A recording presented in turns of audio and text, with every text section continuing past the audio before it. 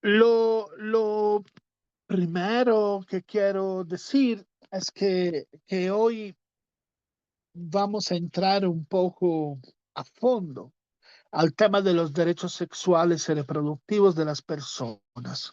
Digo de las personas porque hay derechos sexuales y reproductivos también de los varones, aunque ligamos mucho ese tema importantísimo a las mujeres, ¿no? Pero los varones también somos parte de los derechos sexuales y reproductivos y, y lo vamos a hacer desde una perspectiva extraordinariamente compleja, que es la perspectiva de la religión. Empezamos desde ahí. El próximo sábado tendremos la discapacidad, porque las personas con discapacidad tienen derechos sexuales y reproductivos también. Y terminaremos con el debate complicado. Lo dejé al final, le pedí el favor a Rafaela Schiavon que se quedara al final porque yo vi como hace una semana el tema del aborto, el tema, todo ese tema del control del cuerpo, de, del derecho a decidir, es un tema muy sensible, inevitablemente sensible, afortunadamente sensible, que mejor quizás dejar al final de este diplomado, ¿no? Entonces, hoy con Marilú Rojas Salazar, que es catedrática de la Ibero, pero es sobre todo una importantísima teóloga, ¿sí? Una teóloga que ha dedicado todo su tiempo y toda su vida al feminismo y al derecho de las mujeres. Hoy podremos hablar desde esa perspectiva de estos derechos. Marilú, como lo entenderán, pertenece al equipo para las y los que se acuerdan de Mónica, ¿se acuerdan? De la derecha humanista que decidió, ella también teóloga, que decidió que a pesar, lo pongo entre comillas, de su lesbianismo, se quedaría dentro de la iglesia. Desde ese principio tan poderoso que yo no veo por qué tengo que irme, si alguien tiene que irse, sí, decía Mónica, que se vayan ellos, sí, se sienten incómodos, porque esta es mi iglesia. Y yo no es que no creo, yo creo y tengo derecho a estar aquí como soy y siendo quien soy. Eh, Marilú de alguna manera vive lo mismo, ¿no? Desde el punto de vista de los derechos humanos, desde el punto de vista del derecho a decidir, no renuncia a ser una teóloga católica, eso es importante. Entonces, ahora que va a entrar, tendremos esta oportunidad extraordinaria de dialogar con ella,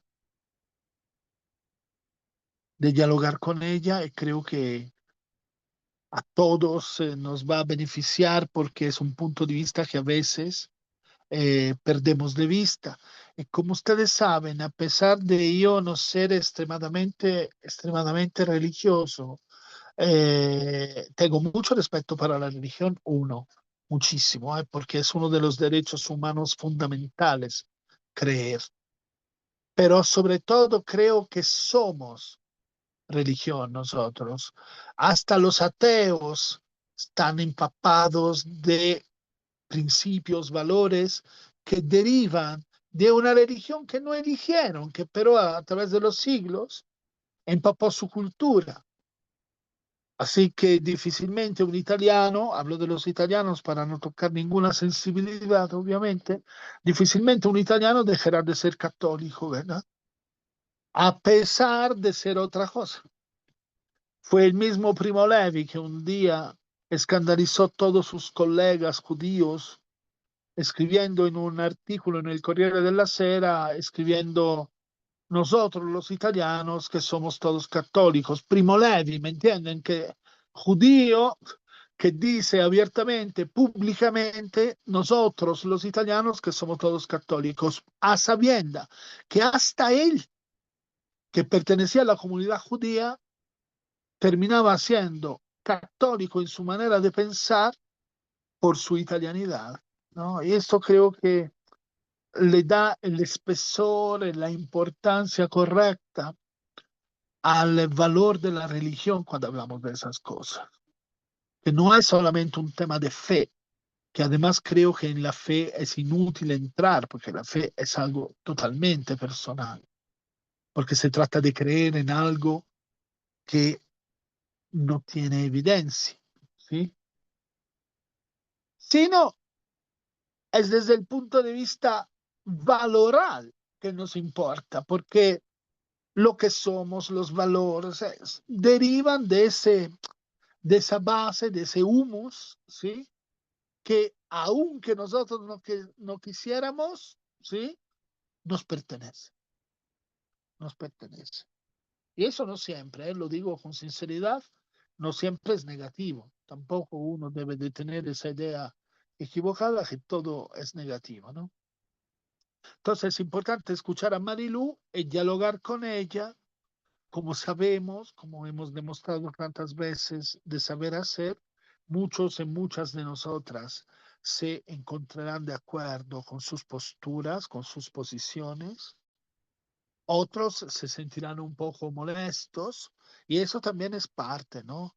Escuchar, asumir, tratar de entender, no siempre es posible comprender. Bueno, ese ejercicio que estamos aprendiendo a lo largo de ese camino, que la verdad es un camino importante de construcción de paz, ¿no? Que además, perfectamente de acuerdo con lo que dice Gandhi y que lo repetimos desde el primer día, es la verdadera enseñanza, es el verdadero aprendizaje, ¿no? ¿Cómo lo estamos haciendo? ¿Cómo lo estamos haciendo? No tanto lo que estamos viendo, sino cómo lo estamos viendo. ¿Sí? Con esta apertura, con esta capacidad de escuchar y con esta fortuna que tenemos, suerte maravillosa de que haya alguien que nos escucha. Entonces, eso estamos aprendiendo cosas buenísimas y gracias a Marilú seguiremos construyendo esperanza. No sé si alguien quiere decir algo mientras Marilú de verdad debe de entrar en los próximos 2, 3 minutos. Si alguien quiere decir algo sobre esa relación entre lo que estamos viendo y la religión, si les parece importante, si les parece marginal.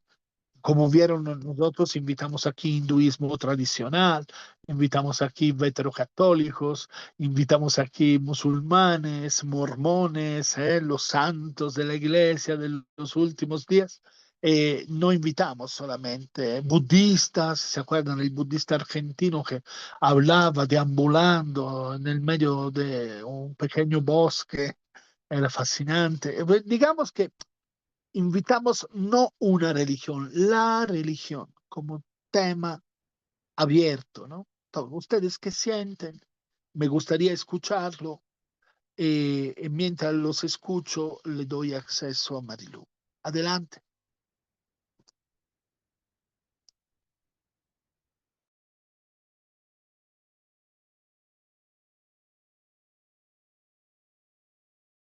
Como siempre digo yo, la frase típica que debe de haber quedado grabada 2 millones de veces, no me dejen solo, por favor. Este, Adelante, adelante, Cristina, por favor, por favor. bueno, probablemente como no he estado en las reuniones, pues a lo mejor ya se habló de eso, ¿no? Pero me pareció fundamental que justo cuando Trump estaba asumiendo, ¿no? Para la presidencia hubo una religiosa, una obispa, que alzó la voz, ¿no? Pidiendo compasión de la manera más contundente, ¿no? Hacia los migrantes, hacia la comunidad LGBT, en fin, ¿no? Y que ahí yo sentí que ahí comenzaba la resistencia, ¿no? Justo ahí, ¿no? Entonces, pues me parece central, o sea, la religión, ¿no? Para resistir a la arbitrariedad y a la violencia, pues ahí está, digamos, como en esa, ¿no? Como en esa, justo en ese momento, ¿no? Ahí está la eficacia, la fuerza, ¿no? La resistencia que puede ser una actitud religiosa coherente, ¿no? Sí, Cristina, que además justo el caso de la obispa, ¿no? Me recuerda la complejidad del tema, ¿no? Si tú recuerdas para escuchar también el lado B del disco, ¿no? El lado A, todo el mundo se sabe la canción, pero el lado B nadie lo escucha de un disco. Bueno, ahora los muchachos ni lo entenderían mucho, pero nosotros que escuchábamos discos, sabemos que los 45, todo el mundo escuchaba una parte, la otra no la escuchaba nunca. Del otro lado del disco está Trump que llena la Casa Blanca de iglesias evangélicas de dudosa procedencia que pone en manos de otra pastora completamente opuesta a la que le llamó la atención a Trump, ¿verdad? Otra pastora de estas exaltadas tipo televisión, ¿no? La pone como jefa de la oficina de religiones de la Casa Blanca. Es decir, Trump que no es, repito, un estúpido, esto es un peligro enorme para la humanidad, porque no es un estúpido.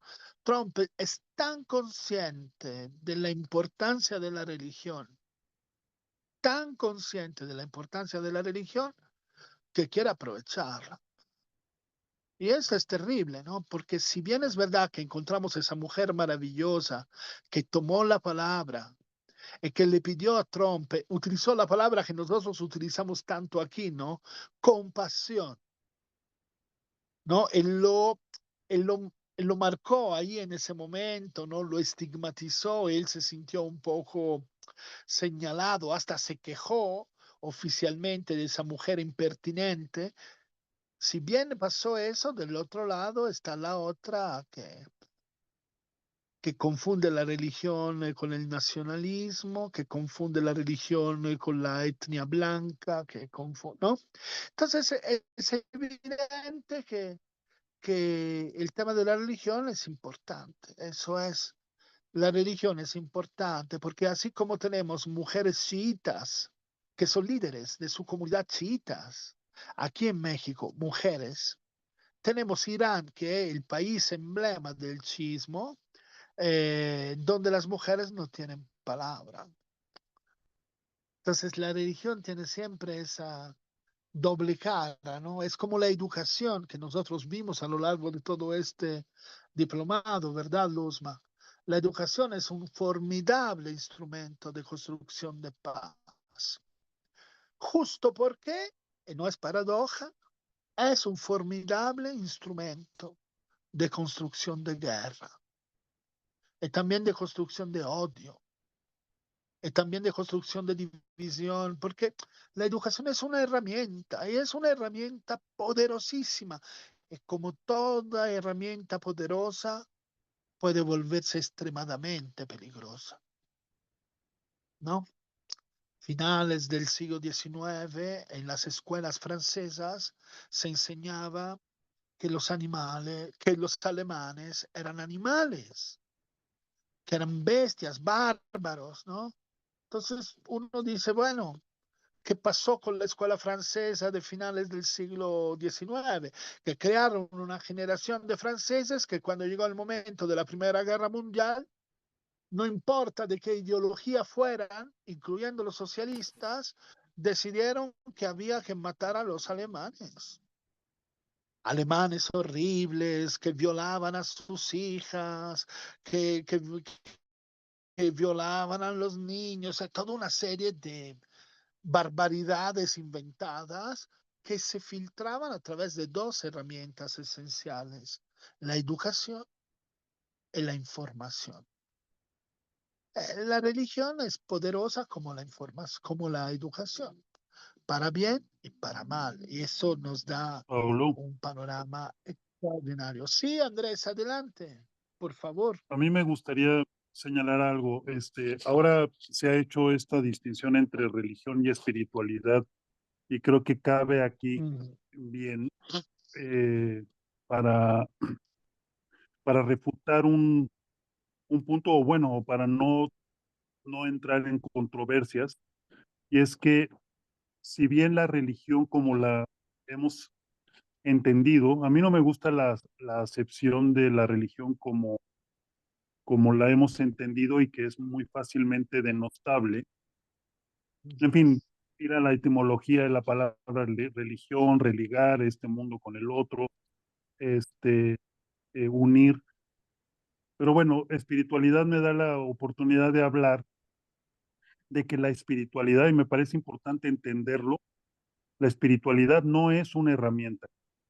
Si bien la religión puede usarse como herramienta, desafortunadamente, y creo que el lado oscuro de la religión es justamente su uso como herramienta eh, para construir.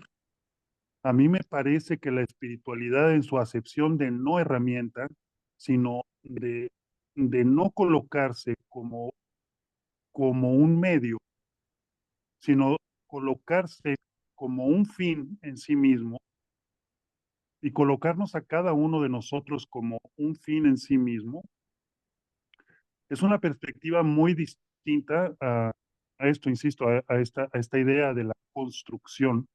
Por eso he refutado varias veces el tema de la construcción de la paz, que en todo caso a mí me lleva a pensar, lo que también lo había dicho, en una reconstrucción de la paz, porque desde un punto de vista espiritual, y yo quisiera decir religioso,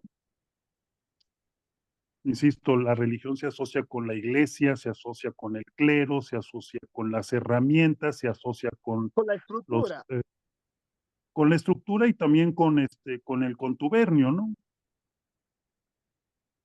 Sí, con las cosas que se construyen este, a expensas de otros, en la oscuridad, que no es una oscuridad productiva, sino destructiva. Este, pero la espiritualidad planteada como una no herramienta, hay que entender, a mí me parece esto, que el lado C del disco y el que nadie quiere escuchar, y es a donde nos llevaría la espiritualidad profunda, y lo voy a decir, y va a sonar a blasfemia, es la compasión, es la compasión, puta, me van a colgar todos, pero hacia Trump, poder Ah, no. entender la, poder entender la profundidad de un ser humano en una circunstancia. No, entender no quiere decir eh, Comprender. justificar sus actos, eh, empatizar con sus actos, como no significa empatizar con los actos de nadie. Y aquí, de nuevo, al hablar de actos, tenemos que hablar de herramientas también, ¿sí? Como, con la posibilidad de ver la acción como lo que nos lleva hacia algo, hacia la construcción de algo, ¿sí? Actuar es un hecho difícil de concebir desde la espiritualidad, hay que entenderlo. Es muy difícil que desde la espiritualidad podamos plantearnos la acción como un medio para llegar a algo. Pero bueno, este, podemos juzgar los actos de Trump igual que los de todos, lo hacemos o no lo hacemos, pero la espiritualidad profunda nos debería llevar y ahora me contradigo, a la construcción de una imagen de un ser humano que nos comprenda a todos, ¿no? Qué difícil. No, no, no, no, pero yo, bueno, yo hablo por mí, ¿no? Es evidente. No hablo por los demás y las demás, pero yo comparto totalmente. No, no solo no te voy a colgar, pero no me parece tampoco blasfemo lo que dijiste. Yo siento que así es cuando yo les decía al principio del diplomado que los derechos humanos son los derechos de Hitler, cuando hablábamos del hecho que jamás está en tela de juicio la persona, sino su conducta.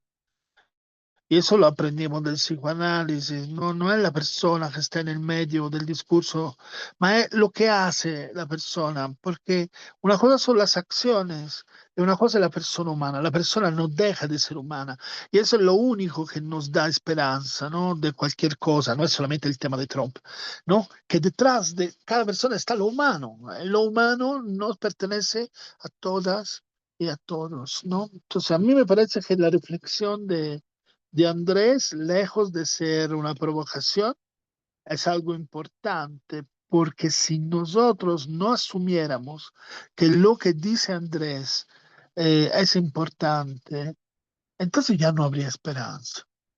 Y eso es un tema terrible. O sea, el día que perdamos la esperanza, estamos perdidos todos. Entonces, si no hubiera esa posibilidad de, perdón que lo diga así, eh, Andrés, de reconstruir en el terreno de lo humano, juntos, algo, ya podríamos cerrar el diplomado, pues, y cerraríamos muchas cosas más, ¿no? Entonces, miren, qué mejor manera de introducir la presencia de Marilú Rojas, que acaba de sumarse a nosotros. Marilú, bienvenida. ¿Estás ahí? ¿Nos escuchas? Sí, muy bien. No sé si ustedes me escuchen. Te escuchamos a la perfección. Estamos emocionados Muy para bien. platicar contigo de este tema. Yo no voy a decir nada, Marilú, porque quiero que tú dialogues, obviamente, también conmigo, pero con todos y todas. Pero el tema aquí es religión, Sí, sexualidad, feminismo, derechos, derechos reproductivos, que son derechos muy específicos, pero son derechos humanos. Entonces, el tema aquí es, y yo te introduzco así para complicarte un poquito la vida, pero sé que a ti no te la complica, pero eso para dar un poco, ¿no? El marco de quién eres, ¿no? Tú decides enfrentar todo esto porque es importante, porque es fundamental, y nos dirás por qué, pero sin renunciar a lo que eres y sin renunciar a lo que crees. Aunque a muchos le hubiera gustado que tú renunciaras, ¿no? Obviamente, porque molestas mucho donde estás, que tú no te vas. ¿Por qué no te vas si no perteneces? Pero tú nunca renunciaste a pertenecer. Entonces, bueno, te dejo la palabra y muchísimas gracias por haber aceptado la invitación. Te escuchamos y dialogamos. Adelante.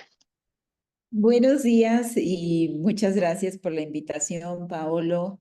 Lo primero es que me gustaría saber quiénes están. Yo voy a presentarme y luego si quieren hacemos una ronda de presentaciones para saber quiénes son, qué preguntas tienen un poquito, qué incógnitas y así hacemos una ronda de diálogo. Entonces, bueno, mi nombre es Marilu Rojas Salazar. Yo soy teóloga feminista, hice un doctorado en teología dogmática, así se llamaba antiguamente, ahora sistemática, en la Universidad Católica de Lovaina en Bélgica. Allí me doctoré. Después tuve que deconstruir toda esa teología que aprendí para poder entrar en la teología feminista. Y mi acercamiento es más hacia la teología feminista como una reacción a la propia teología de la liberación, que no tuvo en cuenta los procesos libertarios de las mujeres, ¿no? Yo soy obviamente heredera de esa teología, de la teología de la liberación, pero también me uno a la reacción de las mujeres de los años 70 y 80 contra estas situaciones de discriminación que la propia Iglesia Católica Romana tuvo para las mujeres y sigue teniendo, ¿no? Entonces, eso es. Yo trabajo para la Universidad Iberoamericana en el doctorado de Estudios Críticos de Género y doy también alguna materia en la maestría de Teología y Mundo Contemporáneo. Y ahora, bueno, también trabajo para la Universidad La Salle, por eso es que estoy desde aquí de la universidad conectándome con ustedes. Y aquí en la Universidad La Salle doy clases de teología también en la licenciatura. Entonces, bueno, a eso me dedico a la investigación y mi investigación versa más sobre los cuerpos, las sexualidades y los deseos de las mujeres y de las diversidades sexuales. Entonces, esos son mis líneas de trabajo. Y pues ya presentándome así, pues me gustaría que ustedes se presentaran y me dijeran un poquito cuáles son las inquietudes que tienen. Adelante en el orden que ustedes quieran.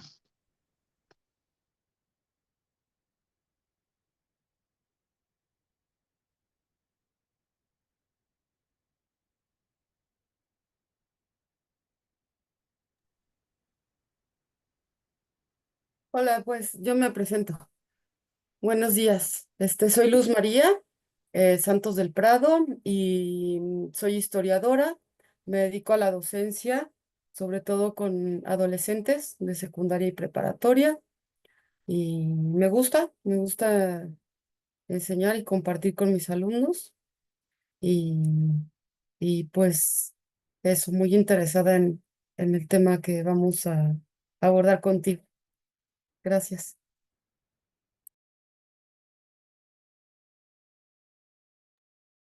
Gracias, mucho gusto, Luz María.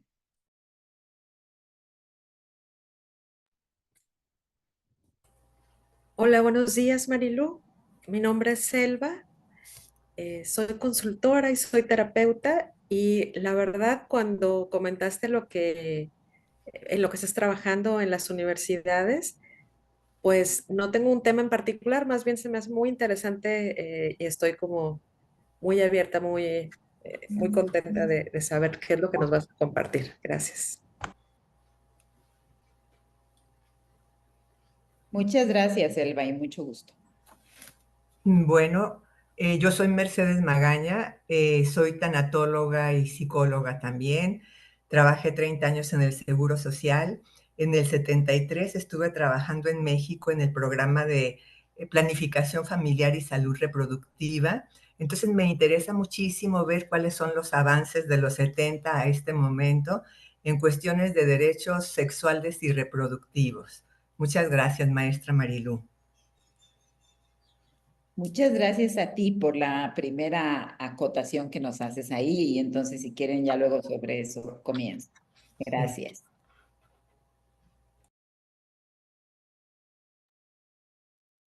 Hola Marilu, yo soy Andrés García Barrios, soy escritor, eh, he trabajado durante mucho tiempo en temas de divulgación a través de, sobre todo del arte, del teatro, de la literatura. Actualmente, por una oportunidad que se abrió, estoy escribiendo en una revista del TEC de Monterrey sobre educación, en donde trato de vincular los distintos temas de interés que he tenido a lo largo de la vida, el teatro, la poesía, la ciencia, la espiritualidad, y eso es básicamente en lo que estoy trabajando ahorita. Tenemos también con Cristina, que está aquí presente, un proyecto de trabajo conjunto para distintos temas que son de nuestro interés. En fin, básicamente. Muchas gracias y mucho gusto, Andrés. Igualmente, gracias a ti. Buenas, hola Marilú, y también a todos y a todas, porque no los saludé, yo no he podido estar presente en este diplomado.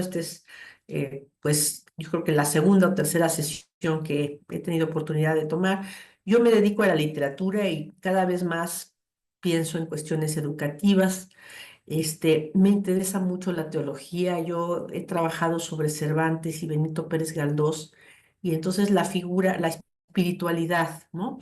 La espiritualidad, en el caso de Galdós, pues es católico, ¿no? Pero la espiritualidad me interesa mucho, ¿no? La pregunta como una pregunta, digamos, ¿no? Yo no practico ninguna religión, pero me he metido en las novelas espiritualistas de Galdós, sobre todo, esta pregunta. Y bueno, también me interesa mucho el feminismo, ¿no? Entonces, bueno, pues, qué gusto poder escucharte, Marilu. Muchas gracias, Cristina, y mucho gusto. Hola Marilu, yo soy Paola. Igual tengo formación en psicología y en psicología social. Trabajo en la UNAM. Estoy colaborando con un proyecto de construcción de paz ahí. Y pues muy interesada en escucharte. Tu formación se escucha padrísima. Entonces muy emocionada de escuchar lo que vienes a compartirnos. Muchas gracias, Paola. Mucho gusto.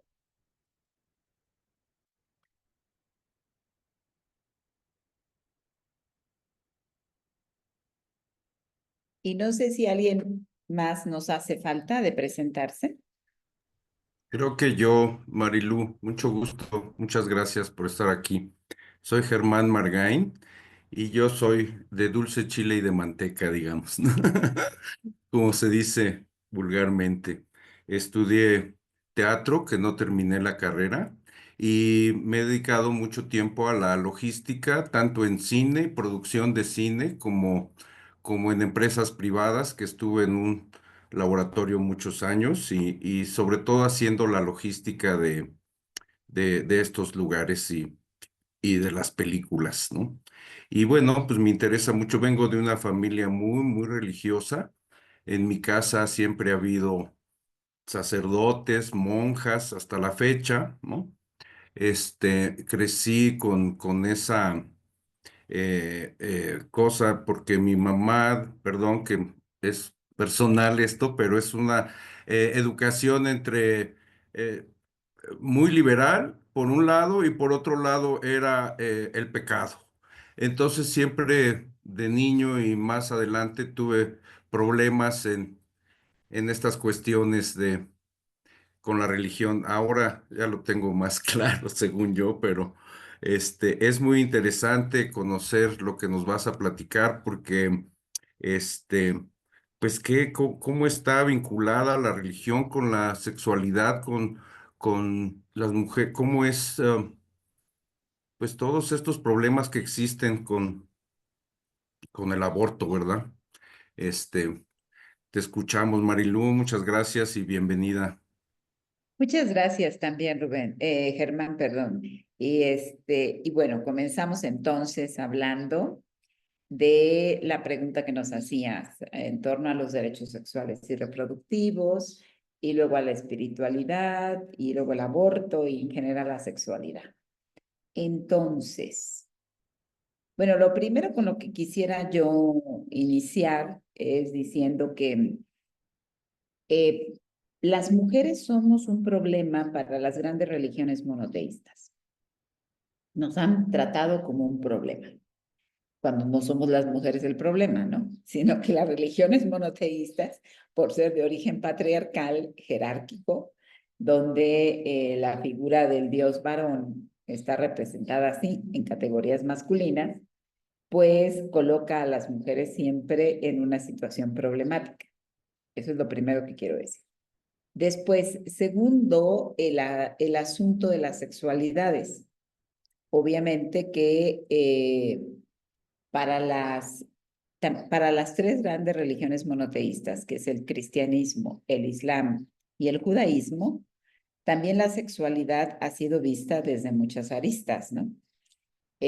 Para el judaísmo, la sexualidad era fluida, o sea, no tenían problema con la sexualidad mientras las mujeres tuvieran la garantía de que de dar hijos al pueblo de Israel, no había problema. Entonces ahí aparece una figura de la maternidad, ¿no? Que es muy importante. Ahora, si nosotros estudiamos los textos bíblicos, nos damos cuenta que había muchas formas de maternidad.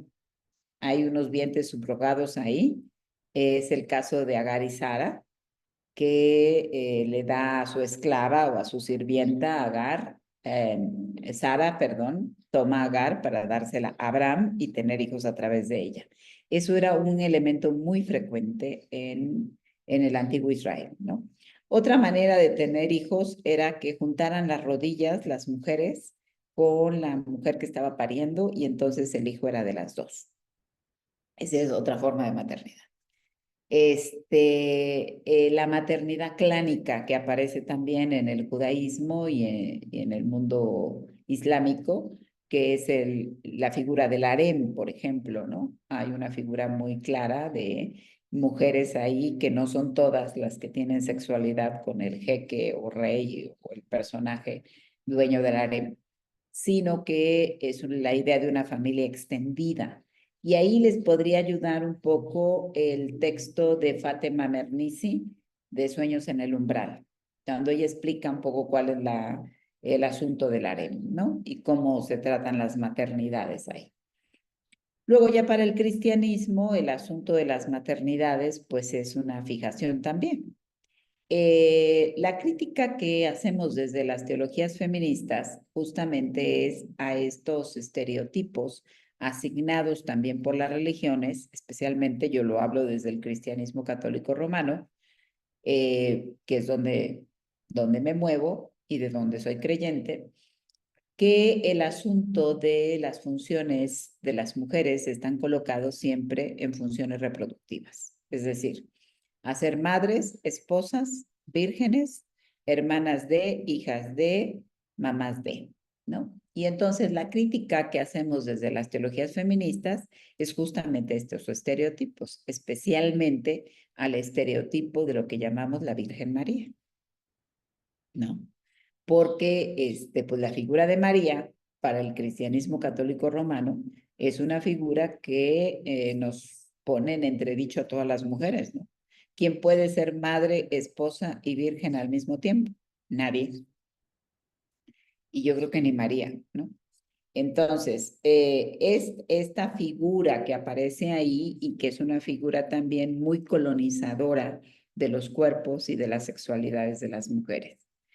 Entonces, la teología feminista propiamente lo que hace es un rescate de las figuras bíblicas en su primera instancia y después nos va a colocar los derechos sexuales y reproductivos, que era un poco la pregunta primera que se nos colocaba aquí con Mercedes, ¿no? ¿Cuáles son estos derechos sexuales y reproductivos que se han estado peleando pues, desde los inicios de los feminismos, ¿no? Recuerden ustedes que el feminismo surge no como una novedad, ni como una, ¿qué diríamos? Ni como un modo nuevo de estar, sino los feminismos surgen de la ilustración, del pensamiento ilustrado. Entonces, no es una ideología de género, no es una novedad, no es una moda, sino es una teoría que justamente se inserta desde la Revolución Francesa, porque la libertad, la igualdad y la fraternidad fueron pensadas, sí, pero solamente para los hombres de esa revolución. Y cuando las mujeres quisieron apelar a sus derechos de ciudadanía, pues las mandaron a su casa de regreso. Así que todo el pensamiento, el movimiento de la Ilustración va también a ser impulsado por un grupo de mujeres que son las mujeres que se reunían en los salones a tomar el té. Y eran las mujeres de la clase alta o la clase media, que en la Francia del siglo XVII y XVIII, pues comenzaron a reunirse en esos salones a la famosa toma del té. Y pues no solamente tomaban el té, sino también comenzaron a pensar que los derechos no eran iguales para todos. Después de la Revolución Francesa se dieron cuenta que ellas no estaban incluidas en los derechos de los liberales franceses. Y a partir de ahí comienzan pues algunas mujeres importantes a hablar justamente de los derechos de las mujeres, de los derechos, ¿cuáles son los primeros derechos que se piden? Los derechos de ciudadanía y los derechos laborales son los dos primeros. Después, un siglo más tarde, vendrán los derechos educativos, el derecho a la educación. Y ya para el siglo XX tendremos los derechos sexuales y reproductivos. Para los años 60, 70, 1960, 70, pues el primer derecho era el derecho al uso de los anticonceptivos y a decidir si la maternidad la queríamos o no la queríamos, con quién la queríamos tener y cuántos hijos queríamos tener, ¿no? Entonces, fue como de las primeras luchas que los feminismos colocaron. Después, ahora una segunda lucha, no solamente es los derechos sexuales y reproductivos de si queremos o no tener hijos, sino el derecho a decidir, el aborto, ¿no? Que en México, para los años 80, 90, va a cobrar como sus primeros triunfos. Luego ya para la década del 2000 y 2010, bueno, pues ya van a tener ahí un avance en los estados, en la Ciudad de México, y va a haber garantías. Ahora del 2010 para acá, hay clínicas especializadas que practicaban el aborto, ¿no? Y recientemente, este año, lo que se ha aceptado es que algunas clínicas y hospitales del IMSS y del ISSSTE ya tengan autorización para practicarlo, ¿no? Estos son, como diríamos, los puntos a los que se ha avanzado socialmente. Sin embargo, a nivel religioso, las iglesias no están de acuerdo. Y es muy interesante que el patriarcado, cuando tenga que hablar de los cuerpos de las mujeres, se sumen siempre en contra y sean los primeros que hablen. Cuando las realidades de embarazo, de lactancia, de aborto no cruzan por sus cuerpos, ¿no? Ni por sus realidades. Es muy interesante que los hombres se pongan a hablar de los cuerpos de las mujeres y de lo que debemos hacer las mujeres y de la sexualidad de las mujeres. Eso es muy común que pasa, ¿no? Y bueno, lo más sorprendente es que señores de 60, 70, 80 años, líderes de las iglesias, en concreto de la Iglesia Católica Romana, se pongan a tomar las decisiones de lo que atraviesan los cuerpos de las mujeres. Señores que nunca se han casado, que se suponen que no tienen una práctica sexual activa y que no tienen no son jefes de una familia, ¿no? Entonces, o líderes de una familia. Entonces, esa es como una de las críticas con las que hemos tenido que luchar las feministas, ¿no? Entendiendo que el derecho a decidir es una cuestión de salud y no es una cuestión solamente de una moral a cumplir, ¿no? Sino un derecho a la salud que se tiene que tener en México. Y además en una sociedad donde somos una sociedad muy hipócrita, porque por un lado hay un gran índice de paternidad irresponsable y por otro lado hay una sociedad que se espanta de que pues tienen que nacer todos los niños, aunque no tengan papá y aunque vivan muertos de hambre y aunque estén en situaciones paupérrimas, pues hay que tener el derecho del neonato o del que no ha nacido, aunque el cuerpo de las mujeres pues se exponga a situaciones de muerte o a situaciones precarias, ¿no? Eso no importa, importan los cuerpos de los niños, pero no los de las mujeres. Entonces, ese es un elemento que está colocándose todavía en la discusión. Ahora, hay que entender que hay como tres posturas en esto. Una postura social que no le interesa, que cada quien toma la decisión que quiere. Hay una postura política de agenda donde se apuntalan, se suben al carro de las feministas y dicen, sí, nosotros vamos por eso, porque así tendremos más votos. Y entonces están las políticas partidistas que se afianzan ahí. Y está la postura de las iglesias que dicen no. Y es interesante que dicen no, pero no dicen no y te proponemos algo nuevo, ¿no? No y te hacemos otra cosa, ¿no? Sino simplemente no. Entonces, la teología feminista ha pugnado, ha abocado en torno a los derechos sexuales y reproductivos de las mujeres. Seguimos en esta lucha. Y ahora la lucha, Mercedes, es en que no vayan para atrás estos derechos que ya se han conseguido. Eso es lo que te diría así como resumen, ¿no? O sea, porque en algunos lugares, como en Estados Unidos, pues está yendo para atrás. Y en algunos estados aquí en México se quieren revocar las leyes que ya se habían ganado, ¿no? Y lo mismo pasa en Centroamérica y en Sudamérica. Ahora con el triunfo de la ultraderecha, de Milei, de Bukele, y en su tiempo de Bolsonaro en Argentina, pues sí se han intentado dar marcha atrás a todos estos derechos ganados, que no solamente son los derechos sexuales, ¿no? Sino también el derecho al divorcio, el derecho a heredar, el derecho a ser posibles candidatas políticas para elección, ¿no? Hay muchos derechos que hemos ganado las feministas y que ahora, en una época en la que se asienta la ultraderecha como un sistema global, pues sí tenemos miedo a perder esos derechos ganados, ¿no? Que vayan para atrás. ¿Y por qué en México hay grupos muy fuertes de ultraderecha que quieren y tienen la intención de echar para atrás los derechos sexuales y reproductivos? Ahora, ¿por qué la pelea? Pues porque la sexualidad es poder. Y eso en el fondo es una lucha de poder. No es otra cosa, ¿no? Digo, hay más cosas que podríamos hablar, pero así como de primer saque. ¿Y esto cómo se conecta con la espiritualidad o con la religión?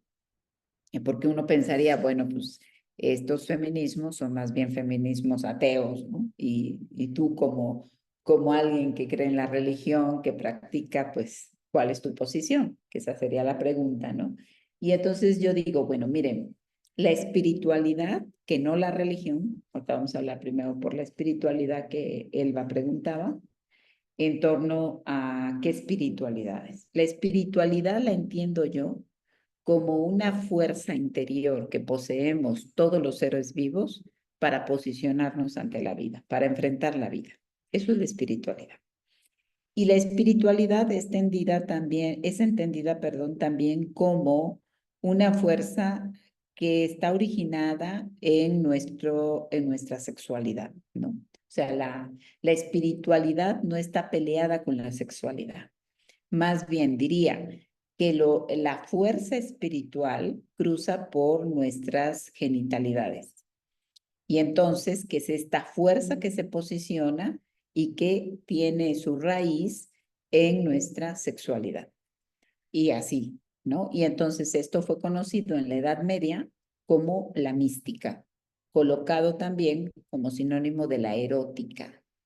Ustedes recuerdan, Eros, el mito de Eros, pues era este dios griego que se enamora de una humana que es Psique, ¿no? Y ahí las psicólogas conocen el mito, en torno a esta fuerza interior, ¿no? Entonces, lamentablemente, cuando se interpela en la mitología griega a la idea del amor, se coloca siempre en las cajitas de Filius, Ágape y Eros.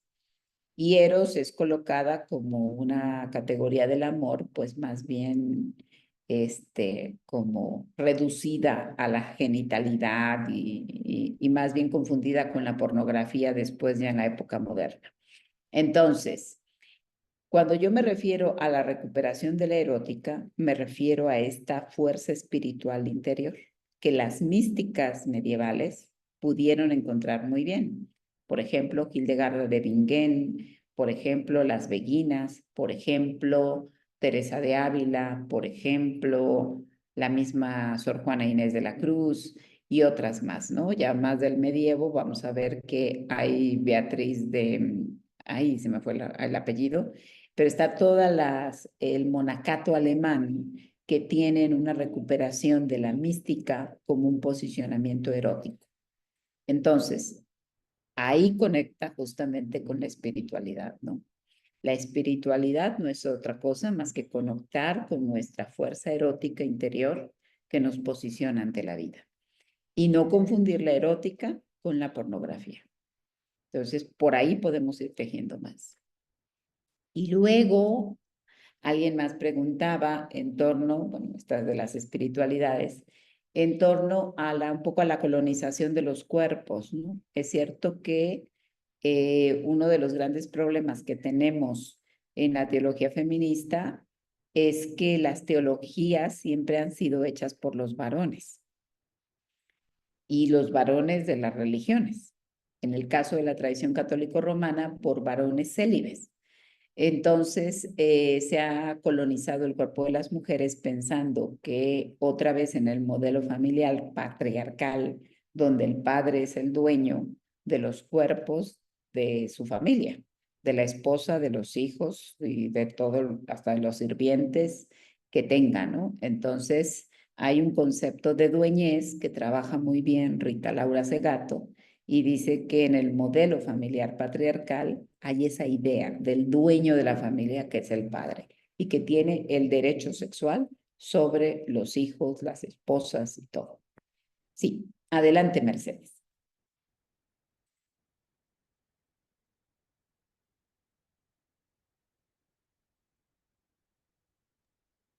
Mercedes, Ya. No, nada más quería preguntarle, maestra Marilú, ¿qué opina de Rafaela Petrini ahora con este nombramiento en el Vaticano que a partir de hoy inicia ella como gobernación y poder en el Vaticano? Me gustaría conocer su opinión. Bueno, a mí me acaban de hacer ayer una entrevista sobre el mismo punto y te digo lo que le dije a la televisora. Rafaela Petrini es una religiosa preparada, tiene formación teológica seria, ha sido misionera en África y en algunos otros lugares. Indudablemente es una mujer preparada y muy capaz de ejercer pues el liderazgo que ahora le pide el Papa Francisco de alguna manera o le pide la sede vaticana. Pero esto no es garantía de que la iglesia va a cambiar, ¿eh? O sea, eso hay que entenderlo. Porque lo que ella está haciendo es una función ministerial política, de ministerio político. Y lo podrá hacer muy bien. Y yo puse el ejemplo el día de ayer y te lo vuelvo a poner hoy, como nosotros hoy que tenemos una presidenta mujer. Pero eso no es garantía de que el país va a cambiar. Y tampoco es garantía de que es cierto que todas las mujeres llegamos, no llegamos todas. No llegaron las pobres, las indígenas, las prietitas, no llegamos, ¿verdad? Entonces, quienes llegan, pues llegan ciertos estereotipos de personas, ¿no? Entonces, no estamos diciendo que nuestra presidenta lo esté haciendo mal, ni que sea incapaz de hacerlo. Pues yo creo que nuestra presidenta es capaz de ejercerlo muy bien y tiene una preparación académica que nunca habían tenido otros presidentes en México. Eso hay que decirlo, ¿no? Y en el caso de Rafaela Petrini, la misma historia. Ella está haciendo una función política para el Vaticano como un Estado. Y lo hará seguramente bien en las cuestiones diplomáticas que tenga que tratar ahí. Pero eso no quiere decir que la Iglesia ha cambiado. El hecho de que el Papa coloque a algunas mujeres en los liderazgos, en los dicasterios, que tienen una función de decisión, no significa que la iglesia está cambiando. Simplemente que están llegando algunas figuras femeninas a los liderazgos y que eso hay que reconocerlo y aplaudirlo, pero eso no significa que la iglesia se está volviendo feminista o que la iglesia ya le va a dar el reconocimiento a las mujeres. Recordemos que la iglesia católica es la única iglesia cristiana que no tiene ministerios ordenados para las mujeres. Y eso habla de que las mujeres no tenemos todos los derechos en la iglesia. Muy bien, muchas gracias. Sí. ¿Algo más? ¿Alguien más quisiera preguntar algo sobre el punto? Sí.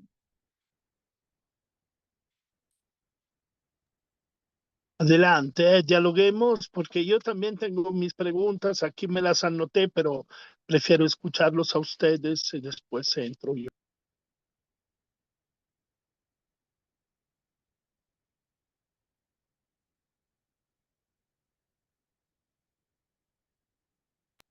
Yo creo que es mucha información y yo también, ¿no? Cuando te escucho, me quedo con mucha confusión, que es algo bendito. Digo, yo siempre amo decir que queremos más confusión y menos certezas, ¿no? Pero Por ejemplo, el tema del aborto es muy interesante, ¿no? No es que te quiero llevar a ese que es un tema muy extremo, ¿no? Del debate nacional, no solamente nacional, me parece evidente que a nivel planetario está de por medio el derecho a la vida, ¿no? Que es un derecho fundamental, así como el derecho a la autodeterminación, a la decisión. Son todos derechos fundamentales. Y nosotros aprendimos a lo largo de ese diplomado que se está acabando, entonces ya tenemos una larga trayectoria en ese diplomado, aprendimos que la declaración dice ninguno de esos derechos podrá ser ejercido en detrimento de otro derecho. Y esta es verdaderamente la suma de la complejidad, ¿no? Porque, ¿no? Cuando tú pones los demás derechos, no el derecho de los demás, sino los demás derechos representan el límite del derecho, ¿no? Es muy interesante. Entonces, ahora yo te escuchaba decir que la cosa terrible de las religiones es que quieren decir a las mujeres no, ¿sí? Cuando no están de acuerdo, pero nos dan alternativas, por ejemplo, ¿no? Este papá un poco inmaduro o cansado, ¿no? Que dice no porque no, sí porque sí, no porque lo digo yo, ¿no? Porque ya no tiene argumento.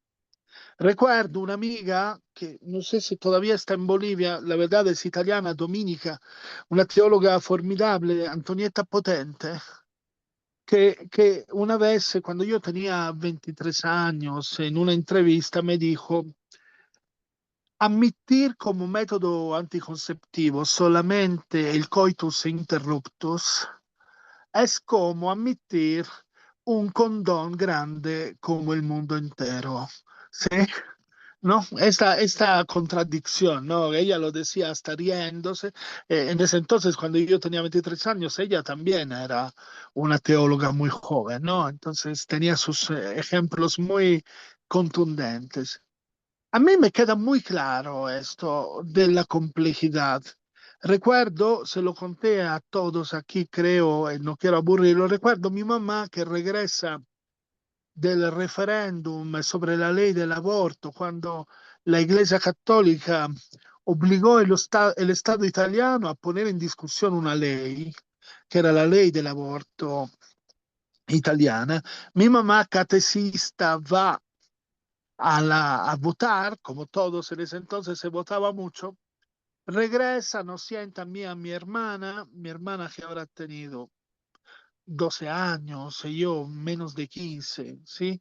Nos sienta ahí y dice, miren, quiero que sepan una cosa, yo soy catecista y saben cómo pienso. No estoy a favor del aborto, jamás abortaría, pero hoy yo voté a favor de la ley. Y quiero que ustedes lo sepan. Y quizás fue mi primer baño de complejidad, ¿no? Mi mamá catecista que me sorprende, me dice, en ese entonces yo preadolescente, me dice, voté a favor de la ley, ¿sí?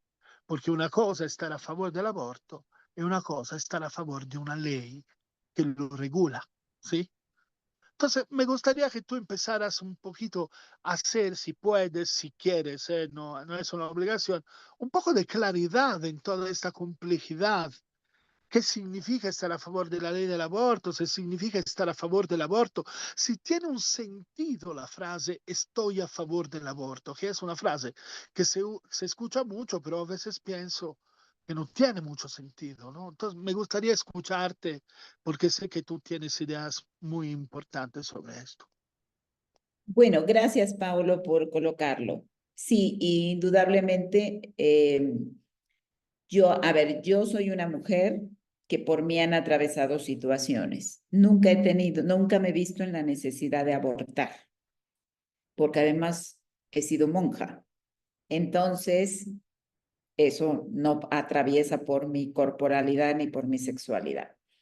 Pero el hecho de que no atraviese por mi corporalidad y por mi sexualidad no quiere decir que no escuche y haya acompañado a un montón de mujeres que tienen situaciones paupérrimas de economía, situaciones de violencia sexual, situaciones de maridos alcohólicos o personas que las han utilizado sexualmente o las han violentado sexualmente y que tienen un dilema.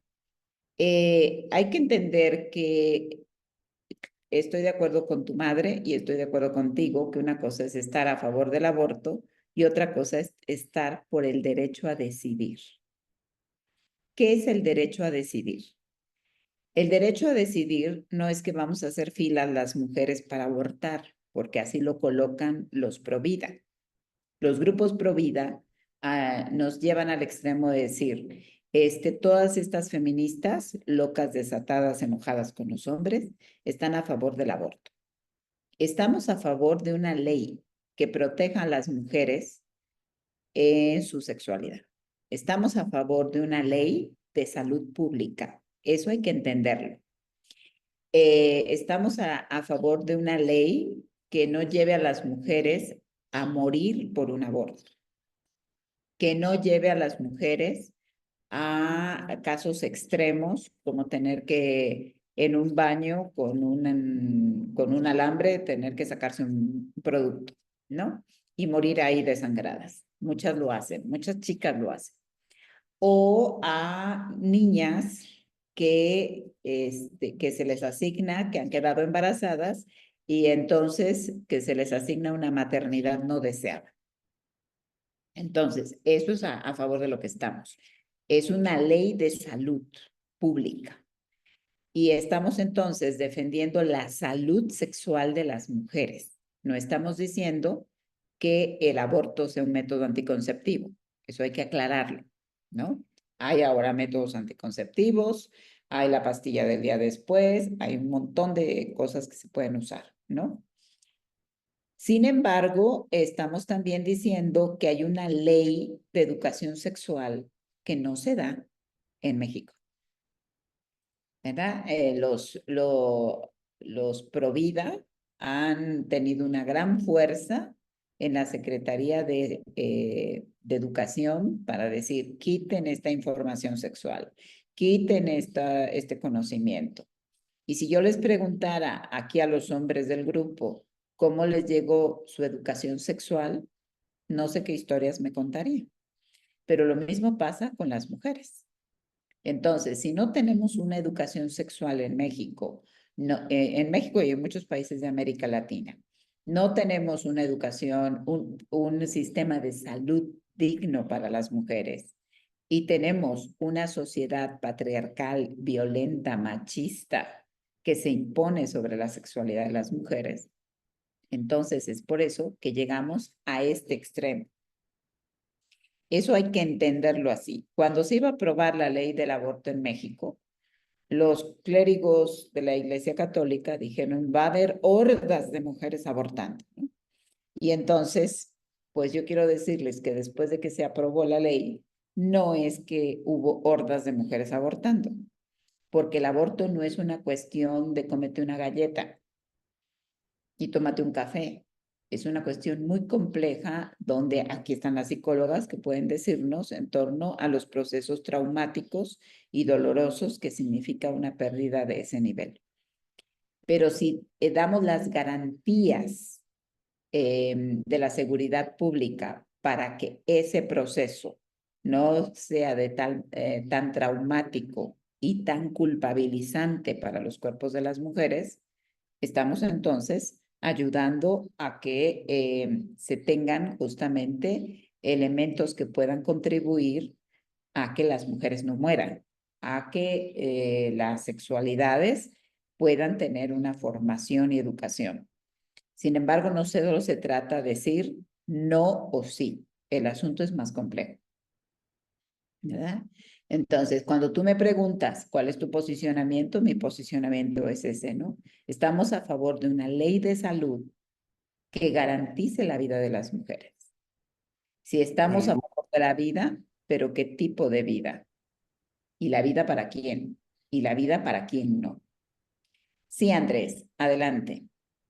Yo te quería preguntar esta parte, digamos, desde la perspectiva de la salud pública, está muy bien, me queda clara. Ahora, desde el punto de vista teológico, es decir, habría la perspectiva como psicológica del trauma, digamos, ¿no? Y del dolor y lo difícil que es para una mujer abortar, también seguramente para muchos hombres, ¿no? El hecho de que sus parejas aborten. Eh, pero desde el punto de vista teológico, ¿cómo se ahonda en el tema este del dolor? Y eh, cómo se resuelve,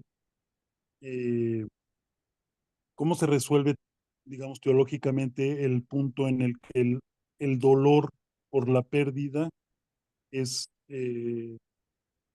elegible sobre el dolor espiritual, digamos, por llamarle así, si es que eso existe.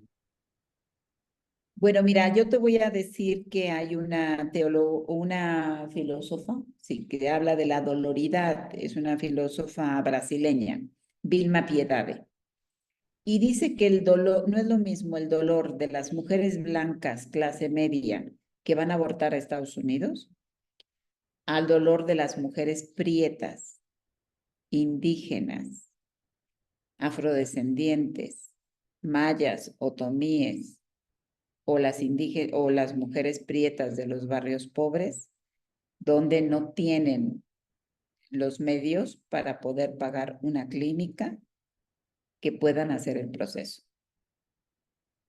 Hay un dolor ahí que cruza por el racismo, por el sexismo y por el elitismo. Entonces, ¿pero qué lleva a una persona? Y la pregunta es, ¿qué lleva a una persona a tomar esta decisión?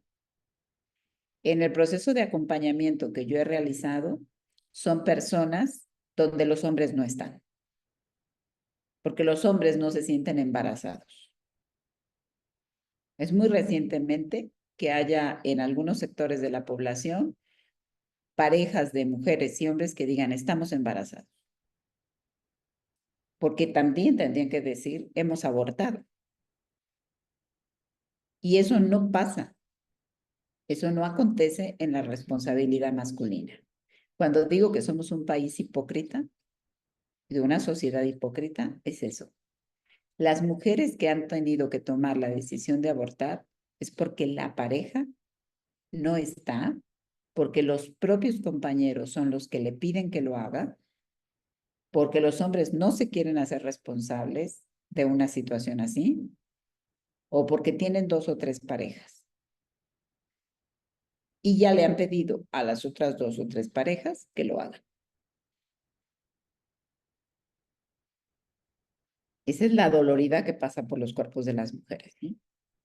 Y esa doloridad espiritual también hay que sanarla a partir de quitar la culpa. Porque la culpa es una herramienta de control para las mujeres, muy fuerte. Y entonces, cuando llegan al acompañamiento espiritual es porque tienen culpa.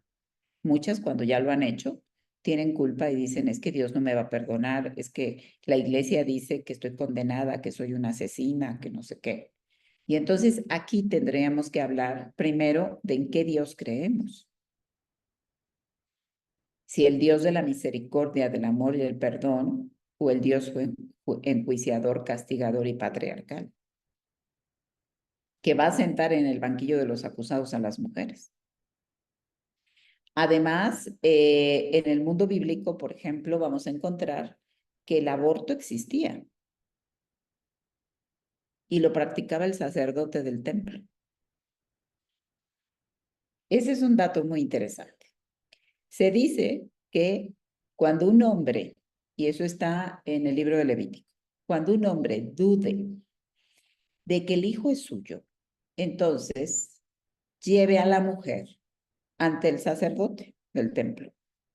El sacerdote del templo, para lavar la honra del varón, le dará a beber a la mujer de las aguas amargas del templo.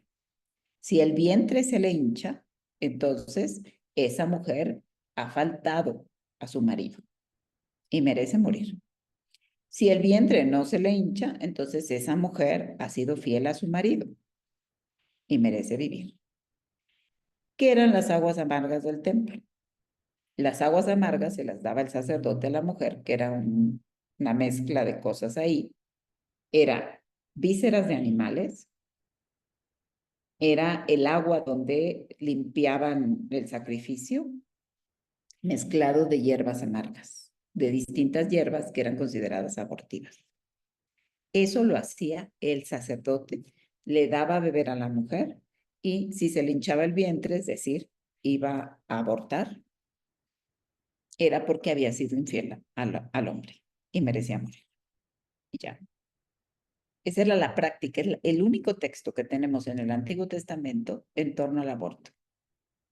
¿Había abortos involuntarios en las mujeres del Israel antiguo? Claro, pero no están datados porque el texto es patriarcal y al texto no le interesa la sexualidad de las mujeres del mundo bíblico. Miren, ¿cuándo le empezó a interesar a la teología y a la iglesia la sexualidad de las mujeres y específicamente el aborto?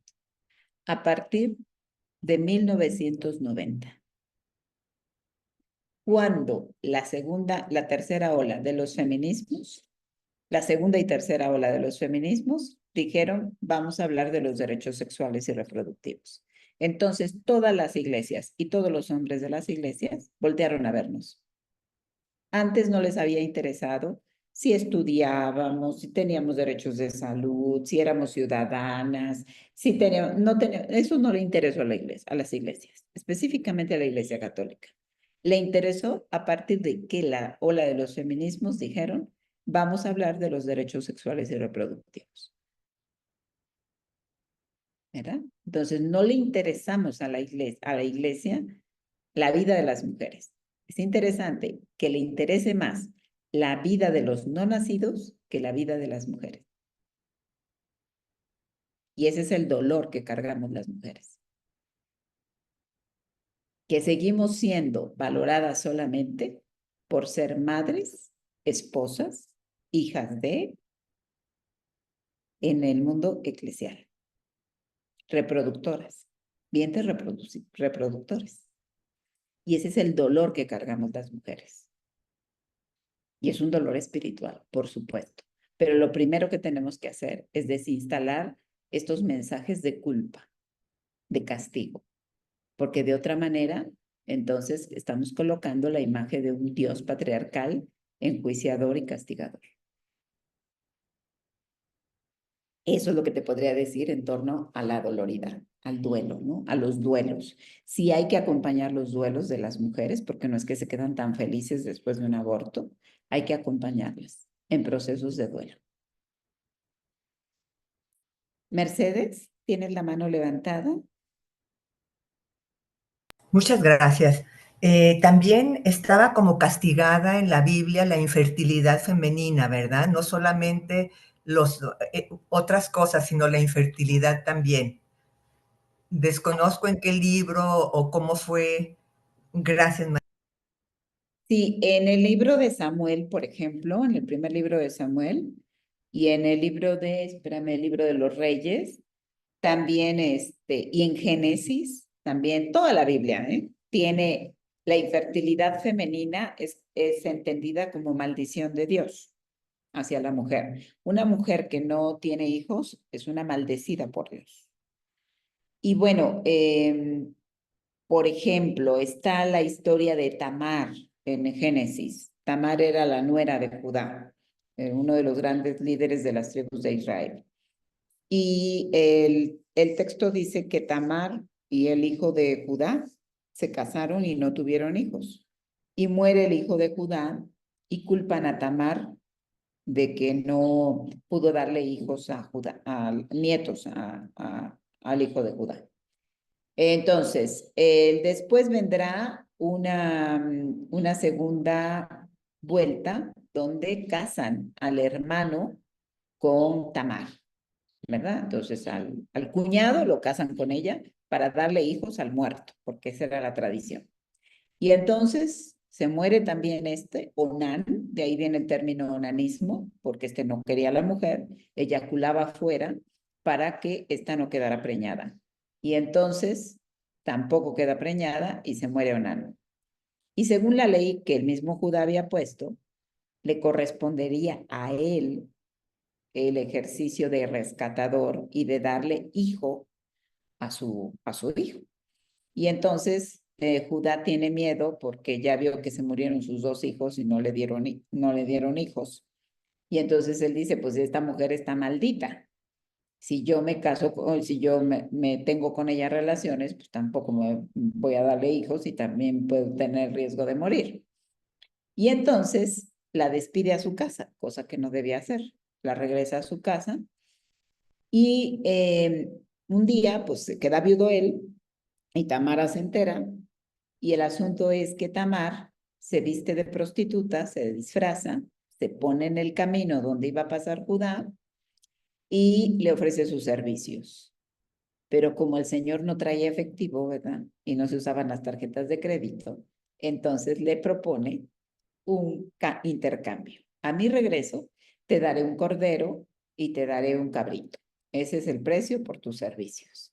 Claro, esta se disfrazó hoy, no la conoció. Bueno, pues ya la regresa. El otro, claro que se le olvidó la promesa, pero antes de irse, ¿verdad?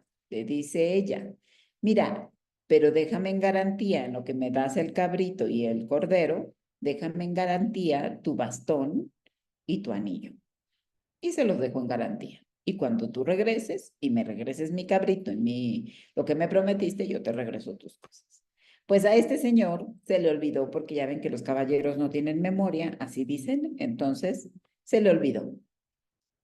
De pronto el pueblo vio que esta mujer estaba embarazada y entonces fueron a Judá a decirle, tu nuera se ha prostituido, ha faltado a la ley, que dicta la sentencia que merece porque está embarazada. Y entonces él dice, pues la muerte, ¿no? La muerte en lapidación.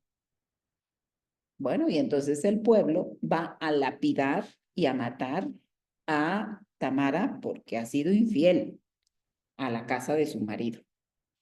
Y entonces ella le manda un mensajito a este hombre y le dice, el padre del fruto de mi vientre es el dueño de este bastón y de este anillo. Y saquen ustedes sus propias conclusiones. Pongo la historia solamente para que vean. La lapidación y la muerte del producto por orden de un hombre. Y ahí no les importaba la vida. Y está en el texto bíblico. Ahí les importaba lavar la honra de la casa del varón. Y tampoco, entonces, por eso digo, hay una sociedad muy hipócrita, ¿no? Pongo esta historia porque nos marca la hipocresía de Judá. Por un lado, él quiere nietos y quiere una herencia y quiere la bendición y todo. Pero cuando pasa el asunto, ¿verdad? Que esta mujer está embarazada, dice, pues no, me han humillado a mí y a mi casa, entonces que maten a la mujer hasta morir y al fruto de su vientre. Ajá, y después ella le manda el mensajito y le dice, el padre de este hijo es el dueño de esto. Tómala, ¿verdad? A ver, entonces, ¿cuál es tu actuar? Y termina la historia diciendo, bueno, pues entonces lo recupero. Estamos diciendo entonces que se está manipulando o se está manejando un mensaje de lo que Dios quiere o de lo que Dios no quiere de acuerdo a los intereses patriarcales, a los intereses masculinos. Y esto mismo acontece en el caso del derecho a decidir en nuestra sociedad contemporánea, donde las iglesias y sobre todo los hombres de las iglesias se ponen como jueces de los cuerpos y sexualidades de las mujeres. Y tengo 2 casos, por ejemplo, en el norte del país, donde un obispo convenció a la mamá de una niña que había quedado embarazada en tener el hijo. La iglesia jamás se ha ocupado de esa situación, solamente lo tuvo. Ahora tenemos una niña criando un niño y la iglesia no se ocupa del asunto. Otro caso, una niña violada por un clérigo, la obligaron a tener al hijo del clérigo, al hijo de su violador. Y entonces, ¿y qué pasa con esa niña? ¿Qué pasa con esa persona? ¿Qué pasa con esa familia? a favor de la vida, pero ¿de qué tipo de vida estamos hablando? ¿De la vida para quién? ¿No? Entonces, bueno, pongo esos casos un poco para que nos ilustren, ¿no? Gracias por tu comentario y tu pregunta. No sé si hay alguna otro comentario o pregunta que quisieran colocar, si quieren, para seguir un poco profundizando más. Aquí, a ver, en la red hay algunos comentarios. Yo, Marilu, quisiera preguntarte algo. Sí. A mí me está causando mucho interés lo que nos estás diciendo sobre las lecturas de la Biblia, ¿no? Es decir, como esta crítica a la manera en la que se ha escrito. Y es decir, yo nunca fui tan religiosa como tú en mi juventud. Formé parte de juventudes protestantes y lo mismo, o sea, estudiábamos mucho la Biblia y justo eso fue lo que a mí me hizo separarme, ¿no? de la religión, el sentir como estas inconsistencias. En lo personal admiro mucho que tú lo critiques y no tengas esa distancia. Ese es un comentario mío hacia ti. Lo que yo quisiera preguntarte es si a raíz de todas estas críticas desde el feminismo, se reescribe de alguna manera esta palabra de Dios. O sea, si ha habido eso, si hay como alternativas bíblicas, o como decir, esta es otra manera de contar la palabra de Dios, me causa mucho interés.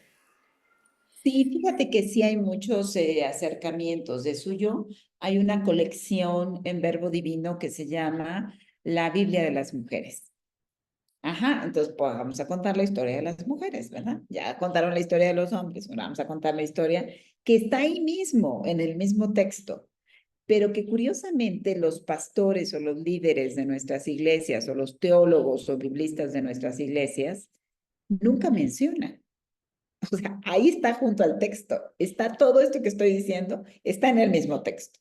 Pero depende quién sea el que te lo predique, quién sea el que marque el estudio para hacerlo ver o para ocultarlo.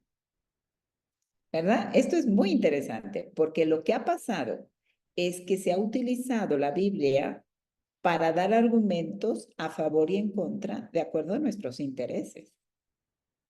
No vemos la historia en su conjunto. Voy a poner otro ejemplo, que creo que los ejemplos nos ayudan más. En el libro de Jueces, que es un libro horroroso en contra de las mujeres, aparece la idea de que un señor va a la guerra y le promete a Dios en la guerra que si él triunfa, él iba ganando para empezar. Pero además le dice a Dios, mira, si me das el triunfo más rápido, yo te prometo sacrificarte la vida de la primera persona que salga a recibirme en mi casa. Bueno, y regresa y sale la hija bailando a recibir al papá. Y el tipo la sacrifica. Y uno dice, y cuando uno termina, dice, palabra de Dios, pues, obviamente que esto no puede ser palabra de Dios, ¿no? Nadie lo aceptaría. Pero hay otro texto, que es el texto de Abraham, donde Dios le pide a Abraham que sacrifique a su único hijo Isaac. Y entonces van al sacrificio y Dios manda un angelito que le detenga la mano y que no lo sacrifique. Y le pone un cordero ahí, un ternero, para que lo sacrifique.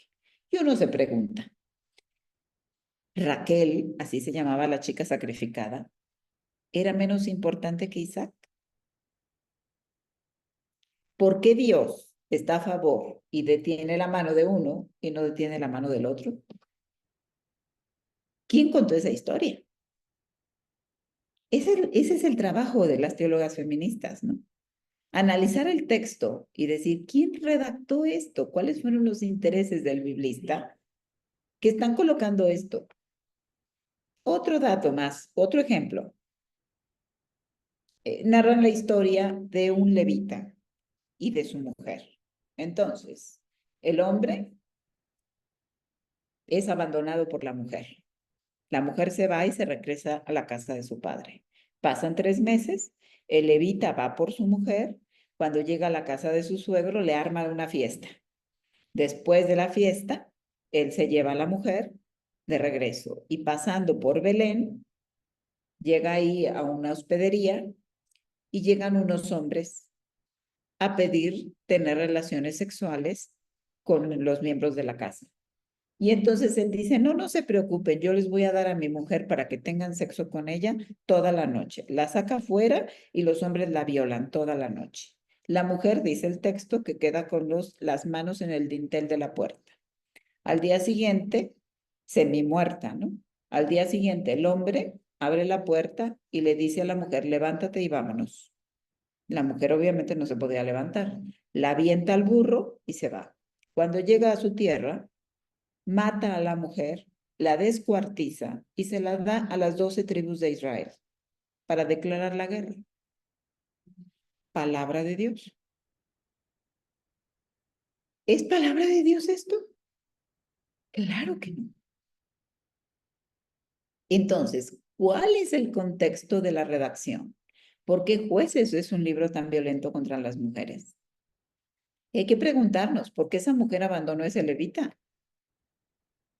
¿Por qué el otro fue por ella y por qué el padre se la dio?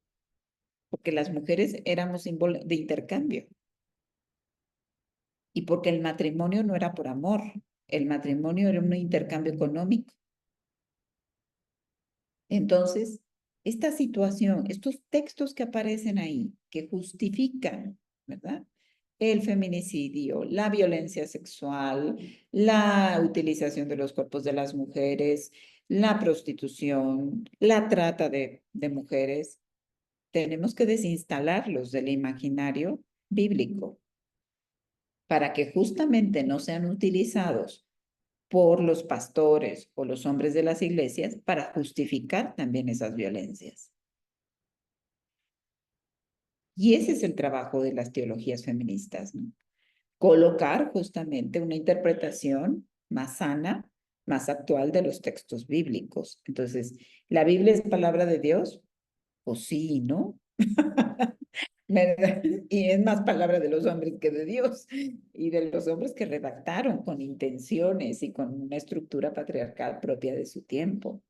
Pero lo que yo siempre digo como teóloga es que la Biblia no tiene la culpa, sino que nosotros somos quienes hacemos de un texto bíblico, lo traemos para hacer una justificación a nuestros propios intereses. No es si Pablo fue misógino y machista, no es si Judá era un macho de marca, sino cuál es el interés que tú tienes para traer ese texto aquí y justificar tu propio machismo o patriarcado. Y así con la paz, y así con la guerra, y así con cualquier tema que veamos en el mundo bíblico, ¿no? No solamente la sexualidad de las mujeres o la situación de las mujeres. Porque también es muy interesante, a propósito del derecho a decidir, que las mujeres en la Biblia no lo tenían porque la bendición era tener hijos para un pueblo de agricultores, para un pueblo de ganaderos. Claro, porque la mano de obra, ¿no? Entonces, tener muchos hijos era asegurar la economía, la mano de obra y sobre todo la idea de la primogenitura para que no se pasara los bienes a otro clan, ¿no? Ese es un elemento importante. Los cuerpos de las mujeres, entonces, son utilizados como garantía de intercambio económico. Los hijos son una garantía de economía. Ajá, entonces, entender eso y cómo es que en algunas ocasiones, cuando las mujeres estaban embarazadas y dudaban de que la paternidad fuera de estos hombres, se permitía la lapidación con todo y el fruto de su vientre. ¿Eso no es aborto?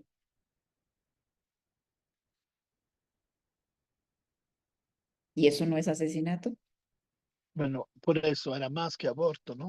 Era más que aborto, era asesinado, porque no creo que lapidaron a la mujer solamente hasta una determinada semana de embarazo. La podían lapidar también el día antes de parir, ¿no? Entonces es exactamente lo que sigue pasando a falta de una ley donde no hay una ley, ¿no? Donde no hay una ley, las mujeres pueden poner fin al embarazo gracias al cinismo de ciertos médicos o así dicho médicos en cualquier momento del embarazo.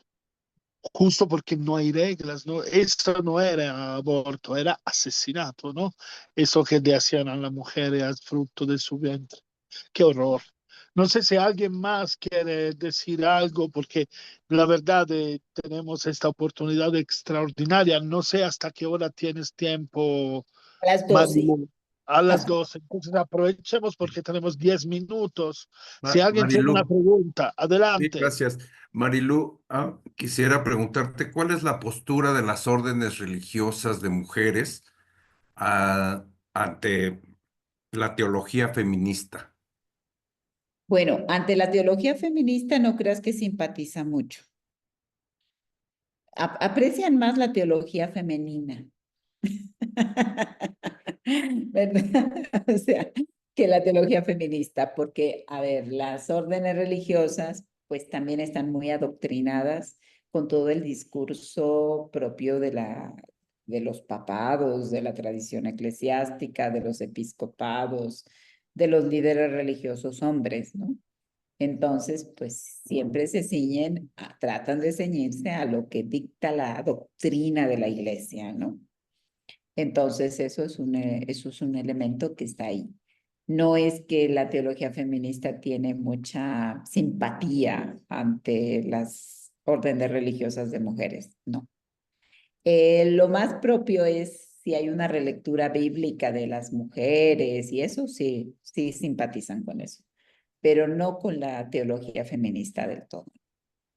No todas, hay algunas que sí, hay grupos más libertarios que sí, con mujeres religiosas de vanguardia que sí están aceptando todo esto, ¿no?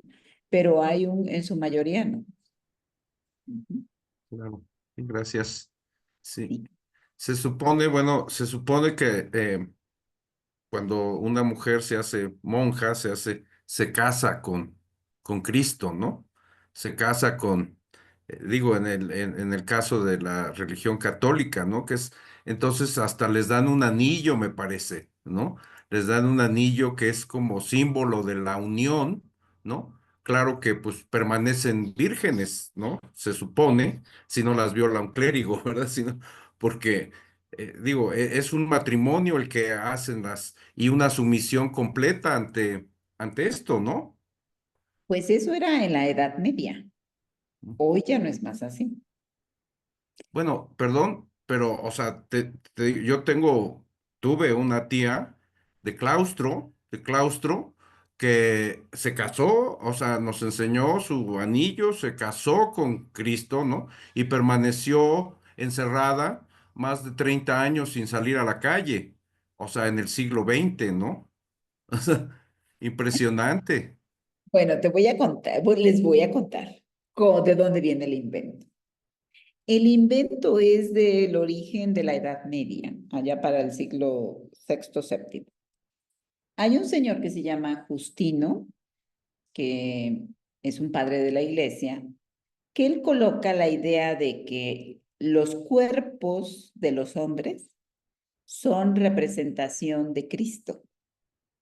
Y dice, pues Jesús encarnó varón, señoras, ni modo. Entonces, como se encarnó varón, nuestros cuerpos de hombres son la representación del cuerpo de Cristo. Porque de ahí viene un montón de cosas, ¿no? Ahora vamos a entenderlo. Entonces dice, pues ni modo, las mujeres no son representación del cuerpo de Cristo, no son crísticas, porque ustedes no tienen el cuerpo de un varón. Ah, bueno, pues entonces vámonos de la iglesia, ¿no? Todas. ¿Qué estamos haciendo aquí? Y luego una teóloga norteamericana, Mary Daly, dice, pues si Dios es hombre, luego entonces el hombre es Dios. Y eso es una cosa idolátrica. Y no estoy de acuerdo con eso. Pero eso ya lo dicen más adelante, ¿no? Pero regresemos a Justino. Y entonces Justino Mártir lo que dice es que la salvación acontece en los cuerpos de los hombres, pero no en los cuerpos de las mujeres. Y lo que está poniendo en peligro es que justamente las mujeres no tenemos salvación. Y entonces lo confrontan y le dicen, bueno, Justino, pero si los hombres son los únicos representantes de Cristo y son los únicos a los que se les puede ordenar sacerdotes, de ahí el fundamento de esta iglesia, porque tienen pene. O sea, lo que cambia es que ustedes no tienen pene, no, ellos sí tienen. Entonces, por el pene son crísticos. Nosotras las mujeres estamos en la condenación total. Y entonces Justino trata de corregir el error y dice, bueno, entonces las mujeres se salvan si se casan, porque su marido la salva. Y le dicen, pero si el marido la maltrata y es así, violento y bueno, las mujeres se salvan si tienen hijos, pero cuyo hijo primogénito sea varón, porque es el varón el que la salva. De ahí viene la historia de que los hombres salvan a las mujeres, de que el príncipe azul va a salvar a las mujeres, de que un fulano va a venir a salvarte y a rescatarte. De ahí viene. Y entonces dicen las monjas, pero nosotras no tenemos hijos. Entonces a nosotras, ¿quién nos salva? Nosotros estamos condenadas. Y entonces hacen el invento, y digo el invento porque realmente esto es un invento, de que las monjas se casan con Cristo. Pero no nos casamos con nadie, por favor. Lo que hacemos es un voto, una opción de ser libres. Ese es el voto de castidad. La castidad es un voto de libertad. No es un voto de no tener relaciones sexuales. Ni es un voto de virginidad. Tampoco. Es un voto de libertad, de autonomía y de independencia. Así es como hay que entender el voto de las monjas. No como las esposas de Cristo, porque imagínense ustedes qué cosa tan aberrante. Que tengo un montón de mujeres ahí y que a la hora de los deseos sexuales, pues a ninguna le cumple. Qué horror, ¿no? O sea, es una cosa ahí que no cuadra, pero viene de esa época medieval. Ahora, claro, se adoctrina mucho a las mujeres de las iglesias, a las monjas, pues con una situación de represiones sexuales tremendas, ¿no? Y con unas situaciones que después patológicamente se desarrollan, que ya no les, eso se los cuento otro día.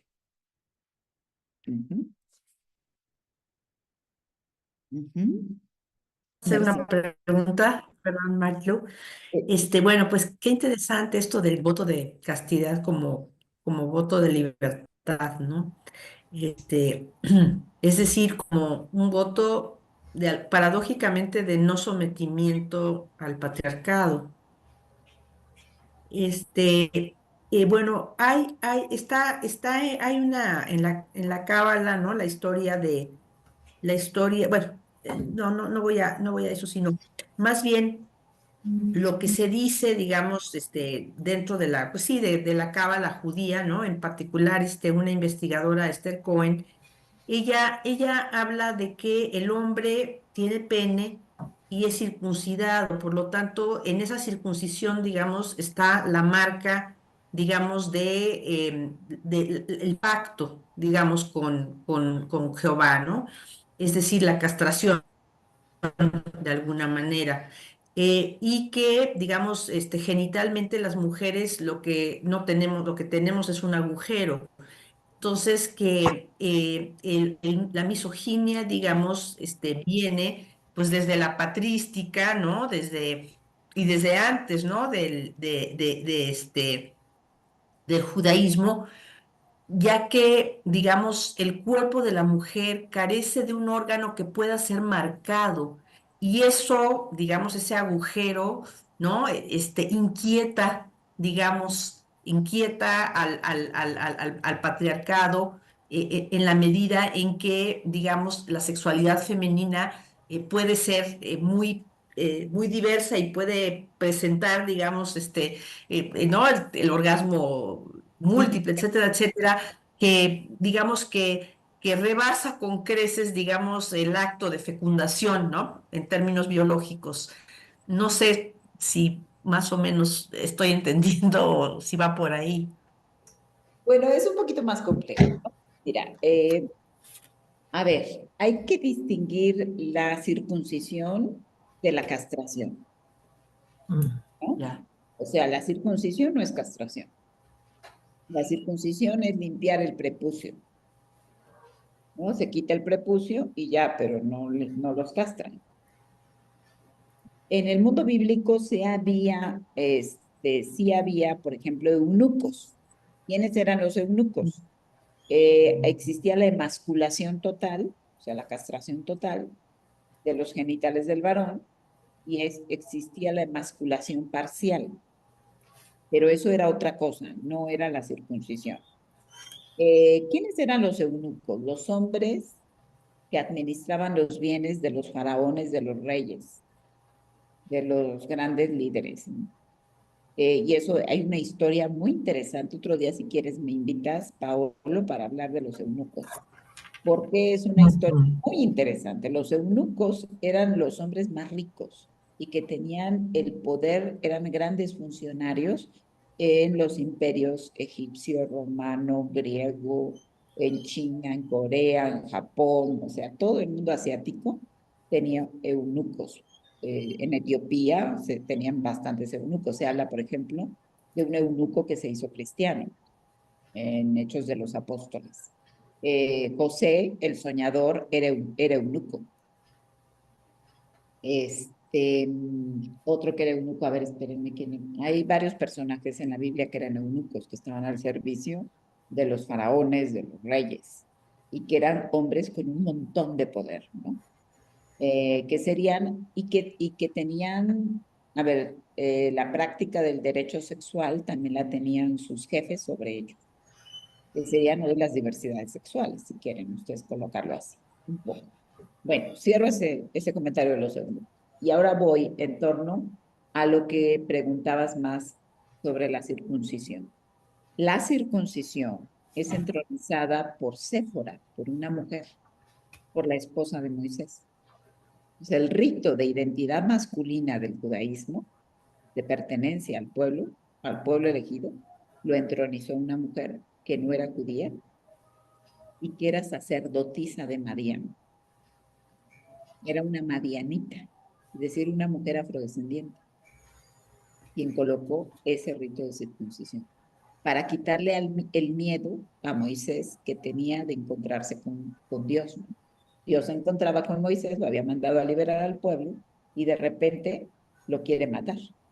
Los exégetas dicen, los biblistas dicen que es un texto de difícil interpretación. No era Dios, era un fantasma de Dios. Pues sí, era el fantasma patriarcal de Dios que había exigido la muerte de los inocentes en Egipto, ¿no? Y entonces, pues ahí Séfora dice, tienes miedo, pero pues tienes que cumplir la liberación de Israel, ni modo que ahora me salgas con que ya no. Ahorita te quito el miedo. Digo, yo lo estoy colocando así coloquialmente, ¿no? Entonces Séfora va, toma un pedernal filoso, porque ella era sacerdotisa en Madián, toma un pedernal filoso, le corta el prepucio a su hijo Gerson, se lo pasa por los genitales a Moisés y se lo ofrece a Dios. Y de esa manera le quita el miedo de ir a liberar al pueblo de Israel. A partir de ahí entra la circuncisión como rito de identificación de los hombres como miembros del pueblo de Dios. Esa es la historia. ¿No? Y ya luego las interpretaciones que ustedes quieran hacer en torno a eso. Estoy yendo un poco rápido porque me queda un minuto, pero no me quiero ir sin escuchar a él. Ay, gracias, Marilu. Sí, ya sé que te queda un minuto. Muchas gracias. Muy interesante todo lo que compartes y muy nuevo, al menos para mí. Entonces, quisiera preguntarte si pudieses compartirnos algún libro, alguna bibliografía sobre la mística y la erótica de la que hablabas al principio. Como que eso me pareció interesante, pero ya no alcanzó el tiempo para ahondarlo. Sí, mira, puedes investigar los escritos de Hildegarda de Bingen. Aquí te pongo el nombre en el chat. Sí, de ella leí un libro de ella, hacía temas de sanación, ¿no? O sea, hablaba de hierbas. Yo leí un libro de ella de hierbas y de plantas. Y de piedras también, piedras Ajá. Hildegarda von Bingen. Luego puedes tener el texto de El espejo de las almas simples de Margarita de Poré, una mujer que fue quemada con su libro místico, ella y el libro, en el tiempo de las brujas. ¿Margarita de qué? Margarita de Poré. Aquí Ok. está en el chat. Mil gracias. Ese texto te puede ayudar un montón. Luego, Perfecto. la historia de las beguinas. Las beguinas, un movimiento de mujeres medievales que encontraron en la mística renana, la mística alemana, las místicas renanas. Esta también te puede ayudar. Es eso, todas las místicas renanas te pueden ayudar justamente a la parte de la ligación con la erótica y la sexualidad y la mística y la espiritualidad. Muchas gracias, Marilu. Bueno, ay, siento tener que dejarles, de verdad, pero No, pero ya esperemos se seguir conversando. acabó el tiempo. Pero tengo que salir. Así que un abrazo para todos ustedes, para todas ustedes. Muchísimas gracias, Paolo. Y bueno, pues en otro momento nos volvemos a encontrar. Será un placer. Muchas Yo gracias, creo que sí, Marilu. que Un placer te vamos escucharte. a invitar otra vez. Sí, Gracias. muchas gracias, maestra Marilu. Gracias. Gracias. Muchas gracias. Si les parece, podemos hacer 10 minutos de pausa y después cerramos. Sí, Sacamos conclusiones. A las 12:15 nos vemos justo para sacar las conclusiones y cerrar. Y así dejamos que se sedimenten un poquito todas las cosas que nos dijo Marilu. Ok, 10 minutos, ¿eh?